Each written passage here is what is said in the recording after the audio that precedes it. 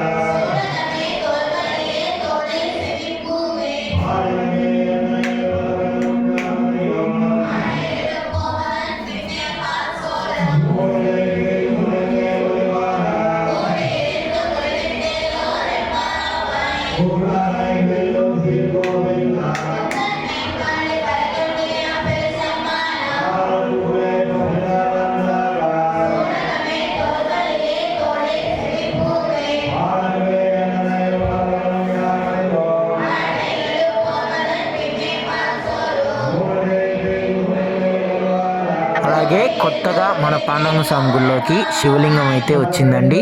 చూడ్డానికి చాలా సుందరంగా ఉంది కదండి.